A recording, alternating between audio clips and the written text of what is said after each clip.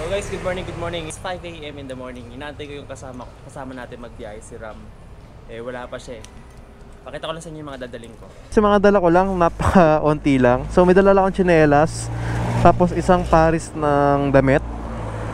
Actually dala ko yung uniform ko pang joyride kasi tanghali, tapos naman na kami ni Ram. So bala ko bumiyahin na lang ako mag-joyride. Kaya may dala akong helmet ng joyride. Tapos dalawang tubig. Tsaka itong tinapay na may rino. 4 na slice na tinapay tsaka rino para kahit papano kung maggutumin kami sa daan, di ba? Eh kung sakaling walang karinderya, may makakain kami. Kasi gusto namin, di na ako nagbaon ng pagkain kasi gusto ko, pag pumupunta rin ako sa isang lugar, mas gusto ko natatry yung pagkain ng isang lugar mismo eh. Kunyari, pumunta tayo ng Bulacan, kung ano yung sikat na pagkain sa Bulacan. Pumunta tayo sa Antipolo, ano yung masarap na pagkain sa Antipolo. 5 o'clock usapan namin. Ito pala yung travel time natin guys, 1 hour and 18 minutes. Napakabilis.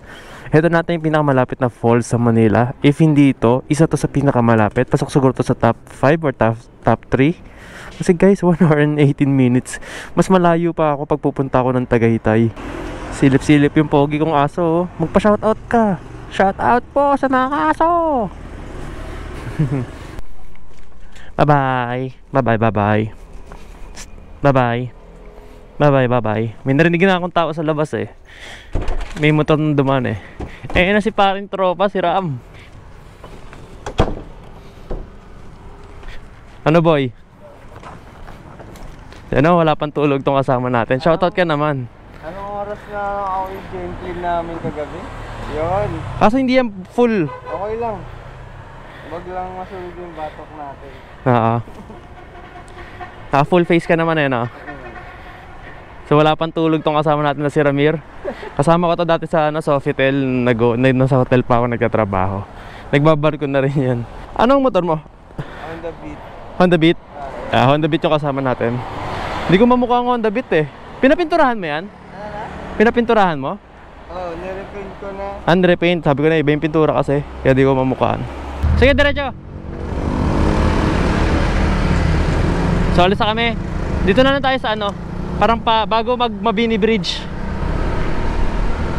Ito kami guys sa Dapitan Jollibee. 5:15 na kami nakaalis pero dapat 5 o'clock kami aalis. Pero okay lang yan. 1 hour and 24 minutes lumalabas sa aking Google Maps. Kanina 1 hour and 18 minutes lang eh. Nadagdagan siya ng oras. Ayan 1 hour and 25 minutes. Pagkasalina mo na ako boy. Sige. Gasolinahan, okay. Ilan na ba tinakbo ng motor mo? Ha? Ilan na tinakbo niyan? Dahil sa ito, 87,000 na. 27? Eh puta na 87? Ayun yung nakuha ko. 87,000? Grabe. Naglalamove ako, nagbibili ko to. Oo. Nag-north loop. Antibay no. Nag-north loop na to boy, sa Kasagada. Oh, nakapag North Loop Sagada daw to Honda Beat guys. Grabe. Si Ram nakapunta na ng Antipolo. Nakapunta na siya ron sa Daranac Falls. Pero matagal na raw yun eh. Tayo first time pa lang natin. Ang technique guys, pagigising kayo ng maaga, paghirap kayo gumising ng maaga. Katulad ko din ako naligo. Pero naligo ako kagabi Eh kasi maliligo rin naman tayo sa pupuntahan natin. Kaya hindi na ako nagabalang maligo ngayong umaga. Sikreto yun para mabilis kayo alis. Nahabol din kasi namin yung umaga talaga. Kasi pag 6 AM na, alam nyo naman, pasukan ngayon, may pasok ngayon. Kaya nagpapasukan yung mga tao. Ay mahirap makipagsabayan. So guys, sa Ortigas na tayo. Ayan, medyo maliwanag na at ang dami na ring sasakyan. Partida papunta pa tong Antipolo. Ang dami na natin kasabay. Imagine yung mga papuntang Manila sa kabilang side. Tignan natin yung traffic. Wait lang. Ayan. Pag nag-joyride ako ganyan karami, isipin mo 546 ganyan nakadami yung sasakyan, no? Ito mo, bumper to bumper na sila. Mamaya itong lane na to sa side natin, kukunin nila yan. Ayan yung may harang na yan, mamaya bubuksan nila yan para makapag-count. Ayun na, nagsisimula na, para makapag-counterflow yung mga nasa kabilang side. Ganyan araw-araw ang nagko-commute. Experience ko sa joyrider parang nakakaawa rin yung mga taong nagko-commute palagi. Kasi ako, katulad ko, ako nagtatrabaho ko sa barko, di ko kailangan mag-commute. Parang kunyari, pasok ko 7 o'clock, kahit 6:30 ako gumising para makapag-ready, kayang-kaya. Dito, parang 3 hours or 4 hours ahead of time kailangan mo gumising ng maaga para makapasok ka sa work mo on time, Kaya ako, gusto ko sana yung hanggat maaari yung mga kabayan natin naka-work from home if kaya. Kasi hindi talaga kakayanin sa dami ng sasakyan na meron tayo sa Pilipinas, diba? Kaya nga ako, masaya ako pag maraming nagmumotor, nakikita nakamotor. Kasi at least mas convenient, mas tipid, tapos mas mabilis yung traffic natin, hindi masikip. Ang problema nga lang, syempre, yung safety mo, mas prone ka sa accident. Pero syempre, diba, sa tao naman yan Pero minsan kasi kahit anong ingat mo talaga.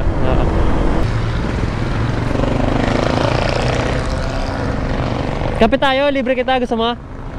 Nagkakape ka ba? Nagkakape ka? Nagkakape ka? Ay hindi, wag na. Hindi kasi baka inaantok ka kaya gusto ko magkape rin. Ha? Teka lang.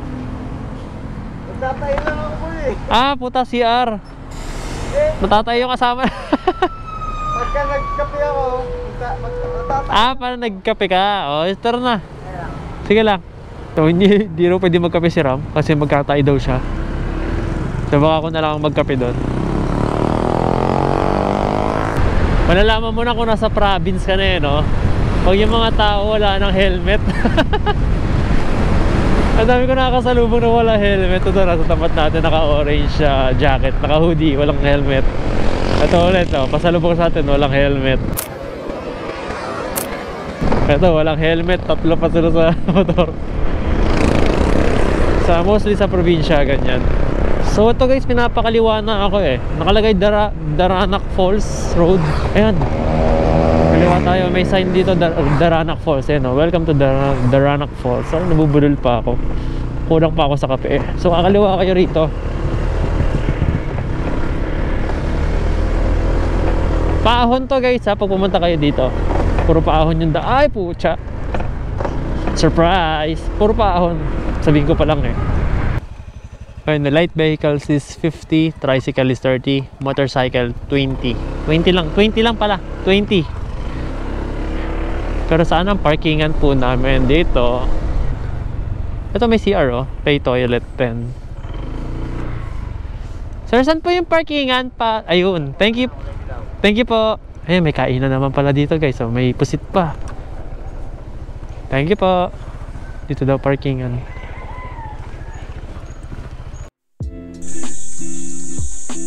So marami na rin mga tao dumarating. Anong oras na ba? 7:16. 8 o'clock daw yung bukas nung falls. Tapos bababa tayo rito. Dito kayo magpa-parking. Lakarin na natin pababa. Dati daw doon sila sa baba nagpa-parking, pero binago daw nila. Naglagay niya raw sila ng bagong designated area ng pagpa-parking. Ayan, marami nang dumarating. Weekdays pa yan, tapos sobrang aga pa. Imagine niyo pag weekends, sobrang dami niyan. Tsaka pag Holy Week. Ramir, kape muna. Kakape muna kami. Nagkakape kami ni Ramir. Kape muna. Tapos magdidikit tayo ng sticker. Nangingi rin si ate ng sticker Bigyan natin. Ay, oo nga pala, wala pa sticker Ito pa ate sticker. Thank you po. Dikitan natin. Ito na sa taas. Ayan guys, sa taas ko ilalagay.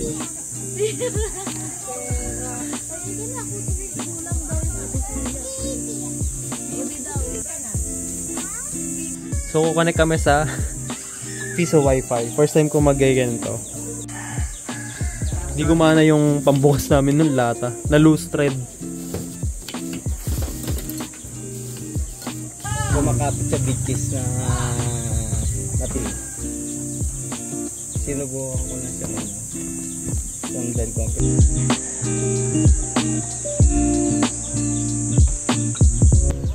So guys, ito pababa na kami ni Ramir. Tapos na kami magkape.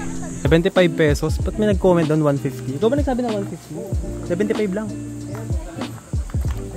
Sabi ni Sir, sa Holy Week daw sobrang daming tao. Maganda pumunta weekdays no?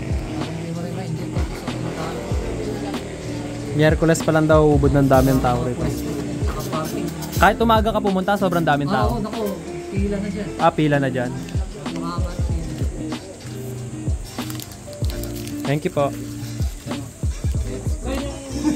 So ito yung unang tulay na pupuntahan natin. Kasi dalawa daw yung tulay dito.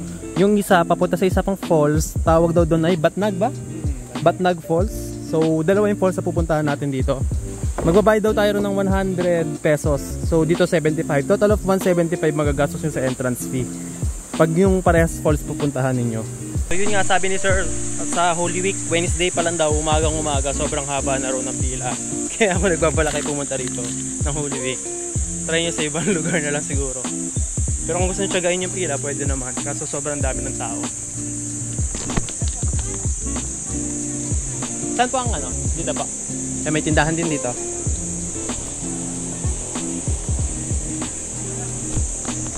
May CR naman sila dito. Ayan nakalagay, ito falls. Ito yung Pabatlag Falls. Batlag, hindi Batnag. Batlag. L. Ayan o. Ito yung pangalawang tulay na sinasabi nila, Pabatlag Falls. Ito yung Padaranak.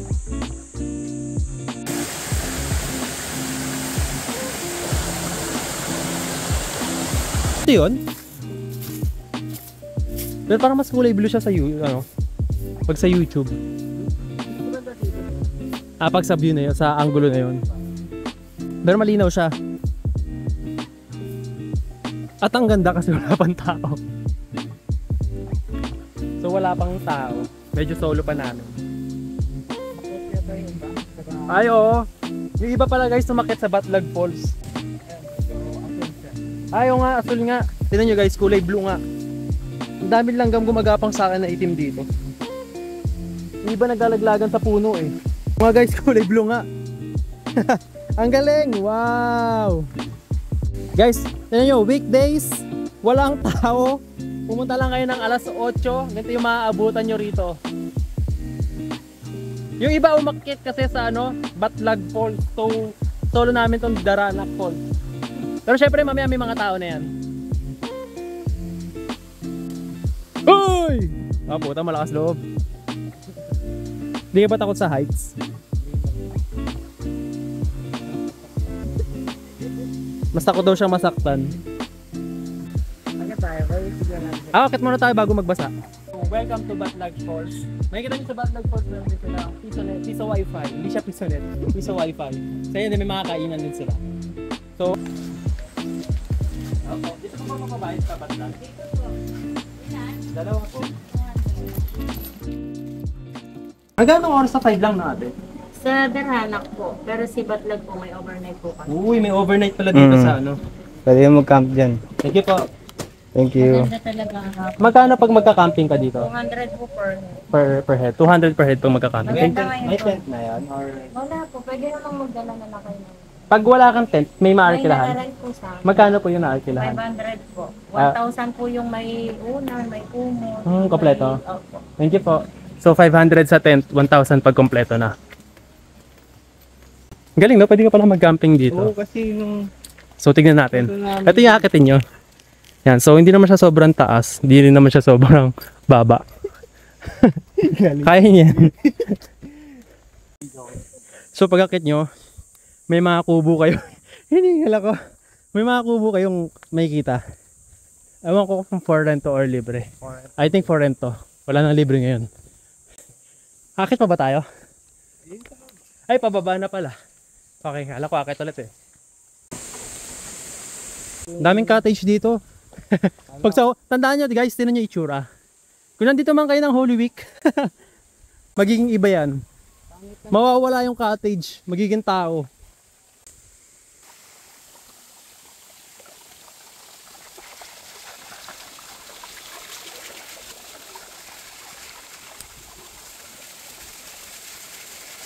Kung may mga kasama kayong bata or matatanda, mas suggest ko dito kayo pumunta sa Batlag Falls. Kasi sa Batlag Falls may mga bato, mas makakakapit kayo kung sakaling hirap kayo sa malalim na part.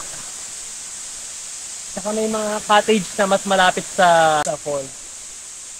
Ang gawin niya lang, kailangan unahan nyo yung taong makakakit dito para makuha nyo yung magandang pwesto na yun. Saka mas maganda dito kasi hindi siya, mukha siyang hindi ganun kalalim. Actually, hindi ata siya talaga malalim. Kasi sa kabilang side yung malalim na part, ayan yung pinakamalalim na part dito. No? Mas malalim to kaysa sa Daranac Falls. Ayan na. Sarap! Buhay ka pa?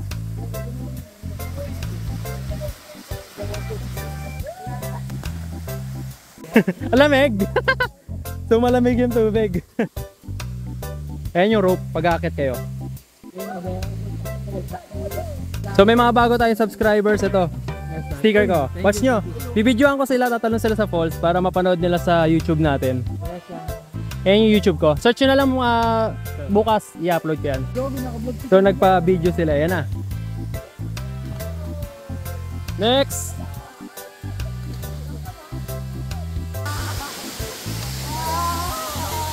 Nice, nice. Sir, ayaw mo talaga? Nahihirapan ka sa malalim? Nahihirapan sa sir. Nagpa-video kasi sila para at least papanoorin na lang nila sa channel natin, diba? Dagdag views pa yun. Abangan nyo lang, andyan yung pangalan ko. Ito lang yung search nyo sa YouTube. Upload ko to.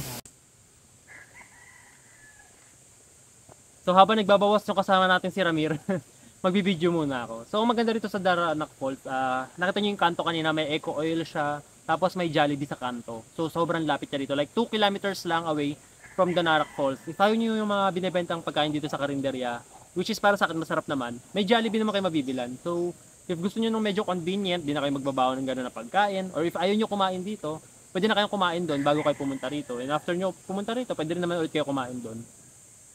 Tapos may CR sila. Ang problema lang guys wala silang data, hindi abot yung signal nyo rito. So may piso wifi, may ano naman sila, piso wifi, which is convenient. 5 pesos for 30 minutes at malakas naman yung wifi nila. Meron sila sa may Batlag Falls na wifi, meron din sila dito sa may Daranac Falls na wifi. So may option kayo. Pero syempre, 'di ba? Mas maganda i-appreciate niyo yung nature tapos maligo. So, we're back here sa Batlag Falls. At kita nyo nga wala ganun tao, kaya bumalik talaga ako rito. So tayo naman ang maliligo.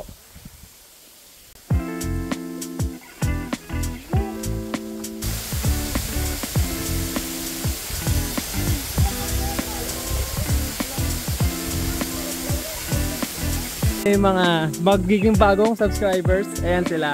Papapicture sila, 50 pesos daw per picture.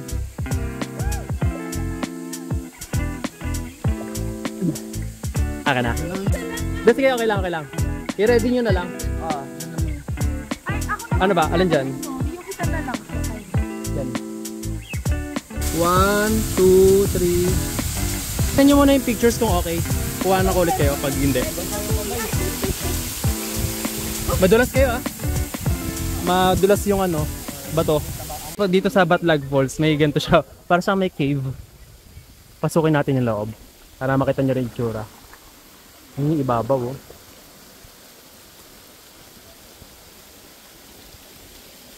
Oh. Medyo creepy.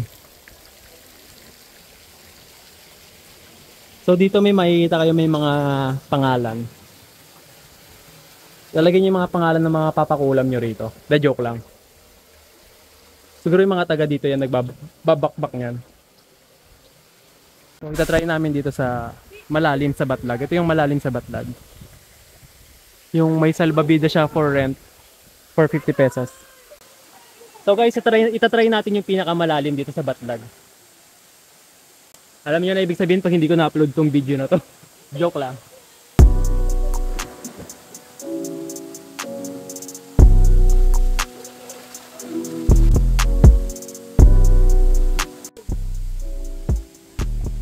So guys, dito ko natatapusin yung video. Pupuntahan ko na yung kaibigan nating pinulikat. Wala pa kasing tulog.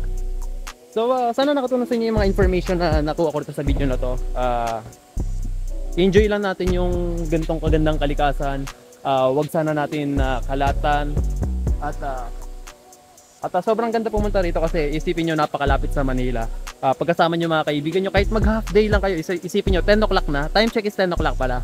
So, nakarating kami dito mga 7:30, 8 kami pinapasok. Mag-11 na, pero sobrang solved na ako. Kulubot na nga yung balat ko. So, hindi rin naman ako ganun kagutom. Kaya kahit hindi na ako nagbaon ng pagkain, parang hindi na rin bulky yung mga ikakabit nyo sa motor. Sobrang ganda puntahan to, kaya pala ang dami nagpupunta dito. Kasi napakalapit lang sa Manila, hindi pa mahirap puntahan pag nakamotor ka. Pwede mo nga, may mga nagbibisikleta nga eh.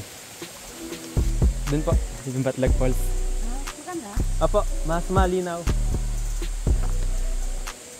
So, i-comment nyo lang guys kung may mga katanungan kayo. Lagi ko namang re-replyan yan. At sana mapuntahan nyo rin to, ang ganda. Puntahan nyo weekdays guys, tapos maaga. Para talagang ma-appreciate nyo yung lugar. Makakapag-relax talaga kayo. So, dito ko natatapusin yung video. Sobrang thank you sa mga nanood.